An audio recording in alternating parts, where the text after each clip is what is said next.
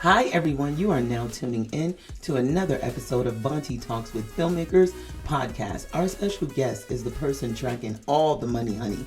Payroll accountant, and production supervisor, Jenny Lovin. We hope you enjoy part one of this two-part discussion.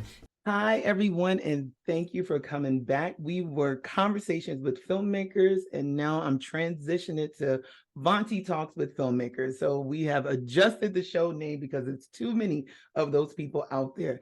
I got my girl, Jenny Lovin, is in the building. Jenny, me and you are both left-handed, so it's always so awkward. Listen, when you guys get us a mug, okay? We're drinking. This is a podcast, but it's also on video. Yeah, come on. Like, I need to shout out to my friend, Annette Bridges. She is a chief in the Navy. I love her to death. She sent me the bestie cup, but girl, we got to turn it around because we're left-handed. Yeah. I made this mug, which is why it's fully, because I know how it goes. Yeah. You mentioned having, what is it, the Dolly Parton mug that was like, oh, yeah, I love it. And it's just blank, so that's all anybody sees is a blank mug. Yeah. And I'm like, my mug's so cute. Look at my cute little mug. Nobody sees Dolly but me. Yeah, exactly. This one says something completely different. But guys, I'm so excited to have her on. She's worked on a variety of roles in the film industry. You know, she's been a payroll accountant, a production accountant, and now she is a production supervisor extraordinaire. And I want her, Jenny, I would love for you to break down to the audience. Tell us about some of the projects that you've worked on and how long you've been in this industry. Well, I'd say, so some of the projects I've worked on, I love comedy, so I try and focus on comedy stuff. Yeah. So I've done Broad City. I did all 5 seasons of Broad City, which was awesome. Nice. And I did Inside with Amy Schumer, which is like the sketch show with Amy Schumer. And I did the other 2 recently, nice. For Max. And I mean, and I worked on this lovely tier 2 movie called The Half of It, which was great. I love that. And okay, so with this kind of podcast, we want to break down for people because they don't know about the acronyms, the synonyms, or the jargon, right? When you say tier 1, 2, and 3 that you sometimes say, break that down for us very quickly if you can. Yeah, so there's something called the National Low Budget Agreement, and it's national and it's low budget. And it's for movies that are under $15 million. And there's tier 1A, there's actually tier 0, tier 1A, tier 1B, tier 2, tier 2, tier 3. And it's a lot. And basically it's just, they are, if you have a smaller budget film that's not, kind of financed by a studio, and you have to kind of get your own financing, you don't have as much money. So they cut you a break. The unions cut you breaks on rates and conditions. Mostly it's IATSE, which is the International Alliance of Theater and Stage Employees, which I'm in. Yeah. But depending on the level, it's, DGA, SAG, and WGA also give you breaks on how much money the production, the movie has to pay you.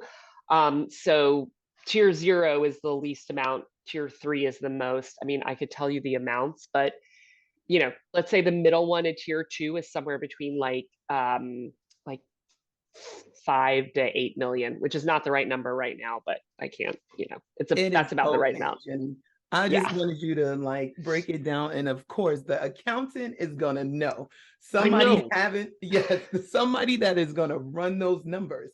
And I would love for you to actually elaborate on the role of a production supervisor. Give us a breakdown of what your average day is or what it looks like. So the thing about being a production supervisor is, depending on your experience level and the production, it can change. Your responsibilities and roles can change. Because I usually work in low budget world, I tend to sort of follow what a unit production manager does, a UPM. but they're in the DGA. So I can't call myself a production manager until I've joined the DGA, the Directors Guild of America. Oftentimes a production supervisor will sort of work under a production manager. But generally I'm kind of in the role of being the production manager, even though I'm a production supervisor. It's a non-union position, super confusing. Basically what I do is I'm responsible for kind of hiring a lot of below the line crew. But when I say that, I mean not the creative department heads. That's, managed by the showrunner or the producers, or the line producer. But I'm hiring all the people that sort of work for them, making their deals, which is usually a union thing. I'm also deciding, helping negotiate how much manpower each department has, overall for the whole TV show or movie, but also sort of day to day, week to week. And I am making the deals with all of the vendors for the equipment that we will be using. So I will, I will talk to the director of photography, and we'll talk about what they want in the camera package. Their first assistant camera person will help put together like all of these are the cameras they want and the lenses and all the accessories. And then me with the production coordinator will shop that around to different camera houses. And then I'll talk with their, business, their rental representatives, and try and get to the number that makes sense for me for the show. So I'm kind of helping. So I, dealing a lot with the budget and what are the parameters of the budget and the schedule and what the show is and how can we fit the equipment and the manpower into all of that. So Absolutely. Yeah. That is really amazing, Jenny, because girl, you are the money woman. We now saying it out loud. Man, you're the money woman. What is the budget and how much stuff can I get?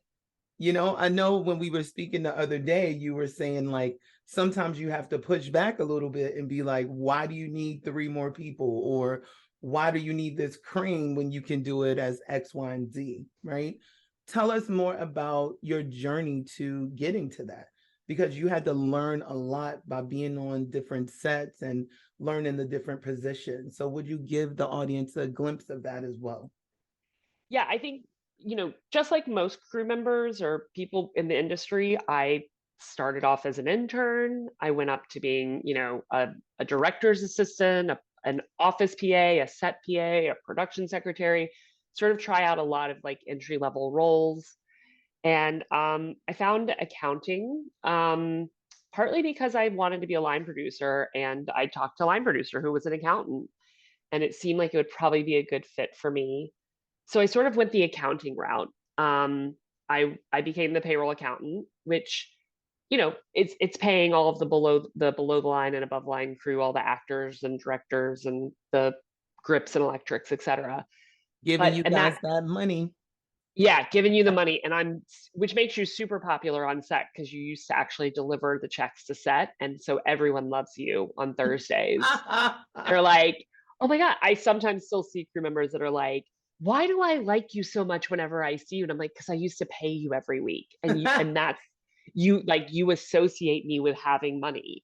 That's not it. My money, but having the money. It's almost having like the corporate, money. Right? When we get that direct deposit and you're like, it's Thursday, time to get some wine.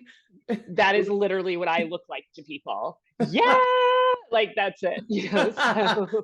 So pretty much, Jenny, you are like the favorite person on set immediately. So immediately. Yeah. So it helps. It helps now being the person that says no to everybody, being like, but remember that time I used to pay you? Yeah. And that is the common theme. Guys, again, you are joining us for Vonti Talks with Filmmakers. And we are here with Jenny Lovin. She is a production supervisor now, but she used to be a payroll accountant, production accountant, and she's breaking down for everybody what that role looks like. Yes. And so, a lot of payroll accountants, you have to know union contracts. So that helps every single day of my life, because it's not just hiring crew members, it's also kind of being on set. And, you know, I don't, it's like, I'm sort of, you know, I'd say almost like I'm a jack of all trades and an ace of nothing, because there's definitely people on set that are handling things and I'm sort of the catch-all. Like, I don't have to specifically deal with everything, but I sort of generally do deal with everything. So a lot of, you know, issues with the crew as far as like contracts, when they need to break, what the positions are, what the roles are, when we need an extra person for like a generator is running now, this person is a generator operator, and things like that. That comes into like play, and having the payroll accounting experience has been super helpful, because I know all the rules, I know how everybody works, and I know sort of how it runs. And being a production accountant helped, because you know, I know all of I know sort of how much things should cost, and what manpower should look like, and how much the manpower will cost. And a lot of being a production manager is helping to stay on budget, you know, and schedule. Yeah, but you know, production supervisors can come from lots of different places, not just accounting. Everybody kind of does their different. They generally come from production as a production coordinator. There'll be a first AD or a second AD, which is assistant directors. And location managers oftentimes become production supervisors or production managers, and then, you know, accounting. Those are generally where people come from. And then oftentimes it's low budget production managers that like were non-union, but then they also can work their way up through there. So there's like a lot of different ways to get into it, you know. Which I think is really great, because I've spoken to a lot of producers even on the show, and it sounds like that what you're doing could also be a funnel for that, because you're learning all the moving parts and everything. And I think, Jenny, that's really exciting, because, you know, from the sets that I've been on, and the common theme that people are saying, they're like, go in as a production assistant, go in at that low level and figure out what you want to do. So somebody like you would then pivot that person that maybe came in as a PA, but now they're doing transportation, right? So now you're like, uh-oh, your rate has changed. Let me give you more money, which is really great though. And now a word from one of our sponsors. After starting my podcast, I needed to hire the pros to market the content. Are you looking for digital success? Look no further. World Boss HQ is your strategic partner. Their experts turn your vision into a digital masterpiece. From stunning websites to powerful marketing, they've got you covered. Startups or established businesses, they are your one-stop solution. Visit worldbosshq.com. That is WORLDBOSSHQ.com, and unleash your potential today. World Boss HQ Digital Marketing. Your online empire awaits. We are excited to bring you this world-exclusive teaser from Bad Rabbit Pictures and Movie Pods. They are presented Age of Prophecy, a sci-fi fantasy podcast done in the style of the radio dramas of yesteryear. Coming soon to all streaming platforms. Visit www.moviepods.com or www.anoukchronicles.com for all the release dates. You won't want to miss this one. Your myths were born from our history. Let's check it out.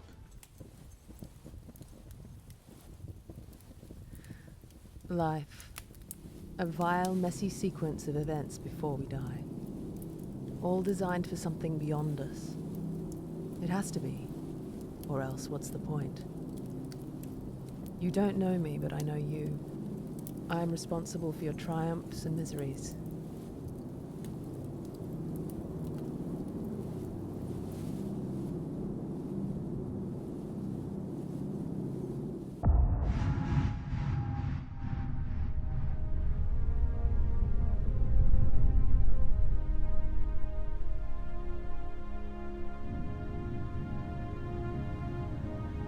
I am Zira and Lilzor, and to truly understand your own story, you must know mine. Your myths were born from my history.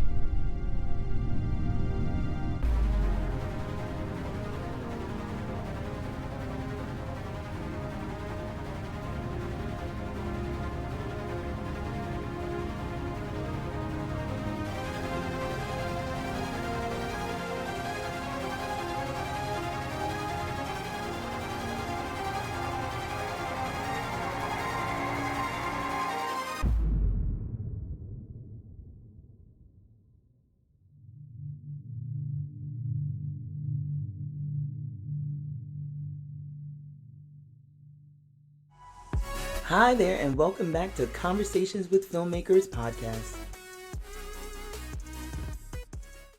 I would love for you to tell us as well, was this a changing of careers for you? No, I went to school at NYU. I was not in the film program, so it wasn't a changing of careers so much as you think you go to school to be a lawyer, Yeah. and then you realize you don't want to be a lawyer. And then I sort of pivoted in college to the idea of being a producer eventually. This is sort of I'm on a track up. And yeah, so that it wasn't so much a pivot of careers as it was a pivot of like, oh, do I really want to be a lawyer like when I grow up? And so the answer is no. Well, I don't want to say way back when, but I know that when we had spoken the other day, you mentioned maybe like at NYU at the time didn't really have that full program as well. So could you maybe elaborate on that? Because I know for me, when I was in grad school, it was I wanted to be a screenwriter and get my master's in it, but then they were like, we don't have as many writing classes, so it was kind of like, cherry picking, hey, you're going to do lighting and editing and this, that, and the third, you'll get your degree and then we'll put you in these writing and acting for writing, or, Yeah. So when I pivoted away from like being a lawyer, I didn't want to go to Tisch because there wasn't a producing program until I graduated. So I knew I didn't want to be a director or a writer. It's not that I also didn't think I could probably get into Tisch because I didn't have a portfolio. So I went into a school called Gallatin, which is individualized study. You create your own major. And I sort of, it's, people make fun of it a lot, which is fair. But it's sort of like I dealt with a lot of like, classics, and I, read a lot of Aristophanes and things like that. And then I took every producing course I could find at Tisch and just learned from different producers, sort of the process, and really any class I could kind of find at Tisch. But then the big thing I did was I was able to take internships for credit. And internships are, unfortunately, I'll say that internships are a great way into the industry, and they're a great way to learn about the industry. Unfortunately, like that requires you to have a certain amount of financial stability, which, I have. Everybody has. Yeah, that's like a problem. That's the problem with internships, is that they don't pay. I mean, the regulations has changed in some states where they require it as well. But also, I feel like present day, because I definitely want to let people know, right? Back in the day, we did not have all these apps with the whole DoorDash and a moped or whatever you want. You know what I mean? Doing Uber, food delivery, throwing packages here, there, and everywhere. That was not there. You had to go work in, a fast food restaurant that was going to pay you like $6 an hour. So I will say now, if you really want to do these interns, just look into those optionals. And Jenny, I want to say too, let them know about that job you had while you were interning. So my senior year of college, I interned at Killer Films, which is this great independent film company back in the day. And I worked there 3 days a week. I went to class the other 2 days. And then I told them I had to take a long lunch to be a dog walker in Tribeca. Yeah. And they let me. And so I would like, I'd ride my bike to Killer Films. I didn't live that far away.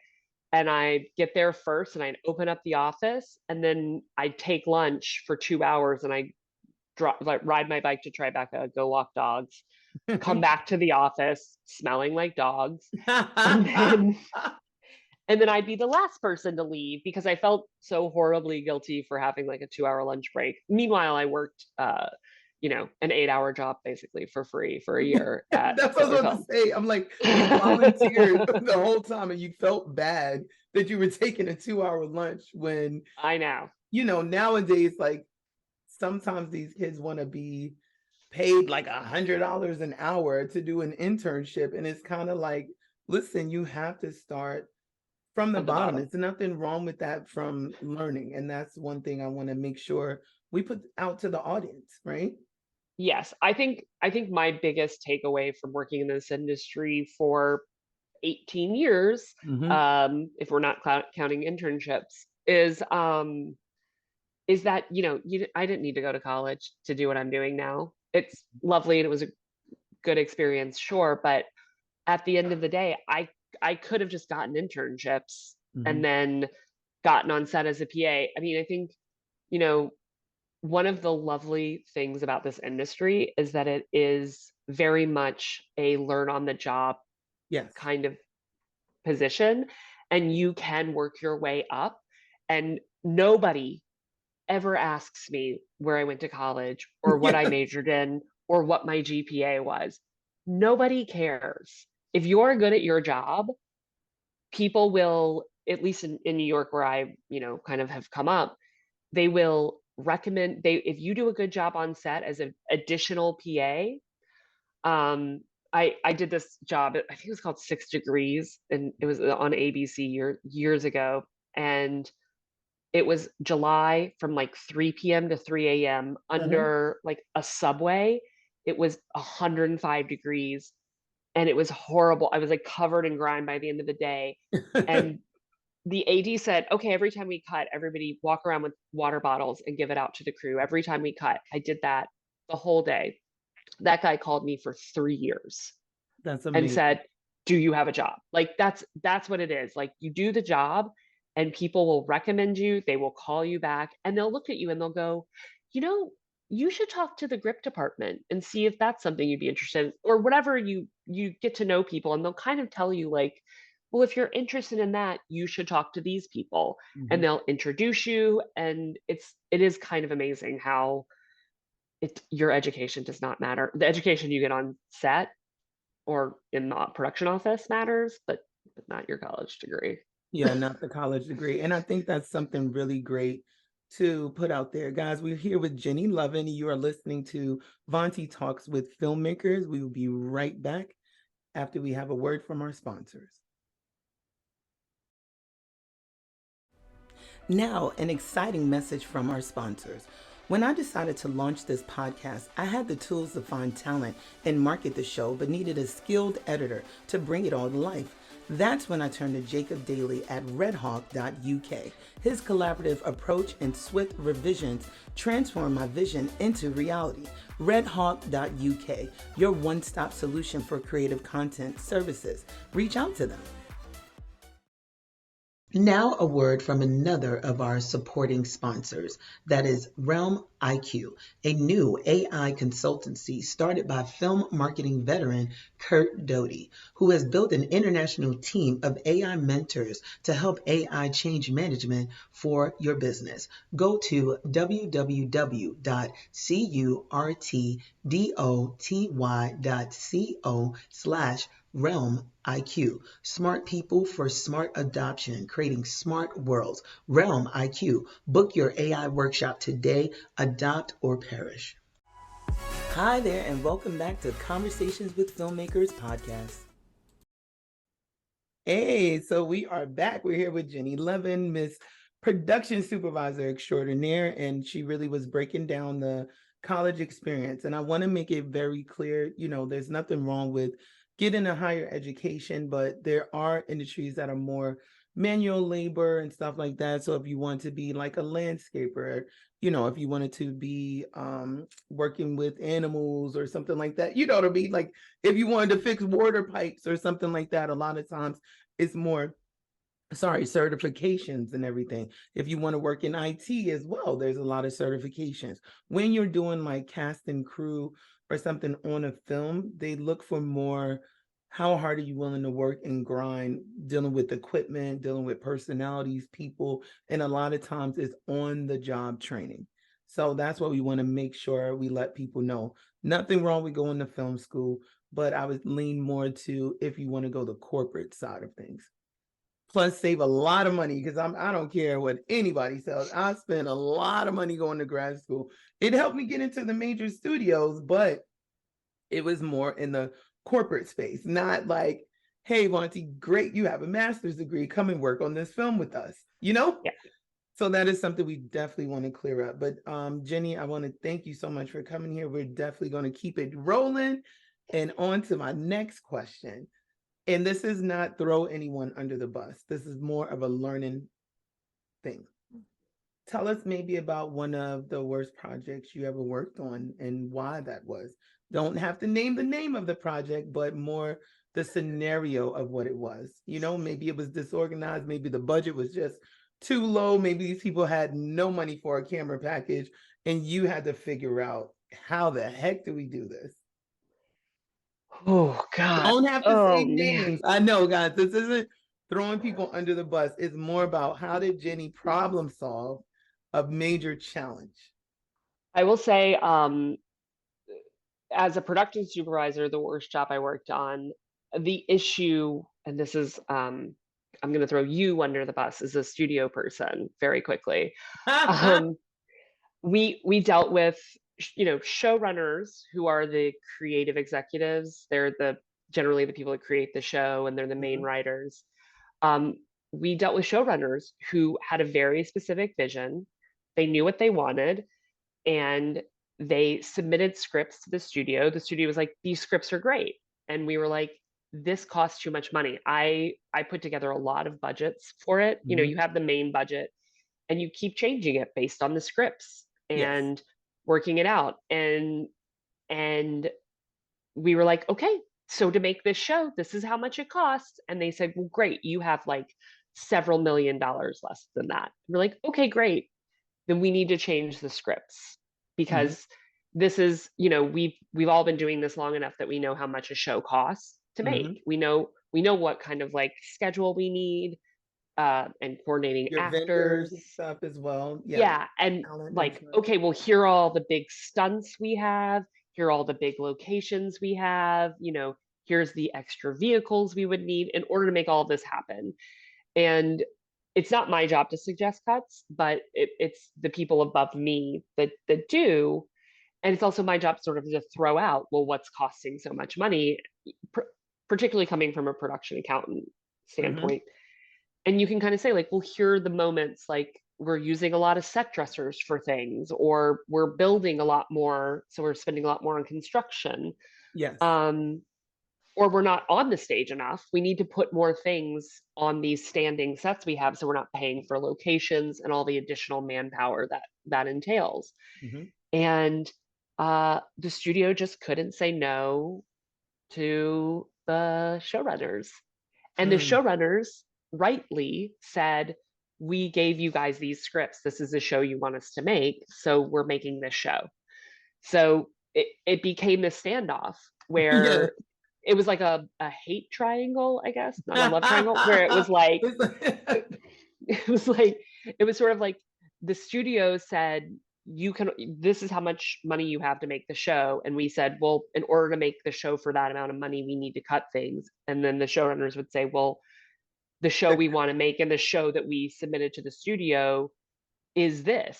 And it just kind of kept going around where we were like, and so it's difficult because you're put in a position, particularly for me, where you make cuts where you can. And the places, sort of, you have crew who are not being unreasonable, asking for very reasonable things and saying no to them. And that's a difficult position to be in because you think like, well, we could cut this stuff and then we'd have the amount of money, the correct amount of money, and I'd be able to do my job better and they'd be able to do their job better, and we're stuck. Because truthfully, it's like you go to department heads and you say like, well, you can't have those additional men, and they'll say, okay, then we shouldn't have a crane, which means you should change it to daytime instead of nighttime. There's all these dominoes where it's like, well, I don't know how I can deliver on what you're asking for if you won't give me the manpower or the equipment.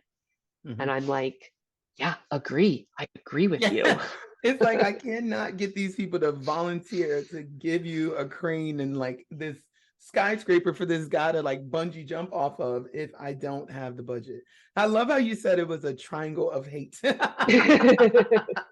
We have Jenny Lovin, the production supervisor and former accountant on productions, giving us a breakdown on what that entails. And I will say, Jenny, I dealt with something similar to that working at the studios, but different products, right? So I released a lot of Blu-ray, DVD, and digital streaming products. And I was in project management. So with these teams, it was like, hey, marketing, no, you have to get, it was like keeping the schedule going, but they're like, Bonte, we want to release this on Black Friday. I'm like, tell these 3 other teams to get their tasks done because I'm tired of chasing them down, but it was like, you guys aren't giving this person enough time to actually get those assets. So can we get X, Y, and Z on the back end? Can we get expedited shipping or something like, no, we don't have the budget. We don't have the budget. Well, I don't know. I can't bring it magically. Like there's only 24 hours in the day. Are you willing to pay overtime? No, we're not paying overtime. It was like every little task. So what I got from you, Jenny, is we have to learn how to compromise, right? And it's always might be negotiations that's going on, but don't let it be so much of a stalemate. We're just getting out of, and I really don't want to age the episode, right? But we're just getting out of the strike, right? And that was more of a stalemate. It was months and months and months. And there's going to be a lot of analysis how the industry lost billions of dollars. We already know that from the last strike.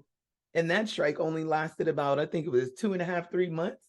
And then this one for 5 months. So the Writers Guild before, they had expirations and all of that happened with contracts that were in place that were very old. It was no such thing as digital streaming. So then they had to negotiate and get that added into it.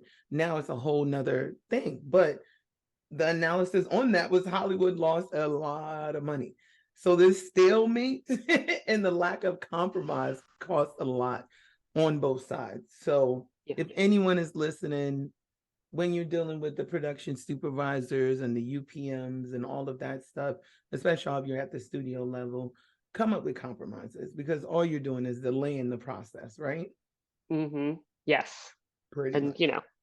Unfortunately, it's my job to say no quite a bit. So. Well, you're still smiling, which is an excellent thing. Not during the production per se. There's probably a lot of F-bombs being dropped off camera, but she's like, Well, guys, we are here with Jenny Lovin. You are listening to Bonte Talks with Filmmakers, and we will be right back. You've just tuned into an episode of Conversations with Filmmakers podcast. We'd like to thank our guests for joining us and sharing their knowledge. This has been a production of Bonte Pictures, hosted by me, Bonte McCrae, a screenwriter and producer. We'd also like to thank Bad Rabbit Pictures for the animated content and creator of upcoming podcast Age of Prophecy, along with our sponsor, redhawk.uk, with all episodes being edited by Jacob Daly, director, producer, and a man of many talents. Come back next week as this saga continues for the Conversations with Filmmakers podcast.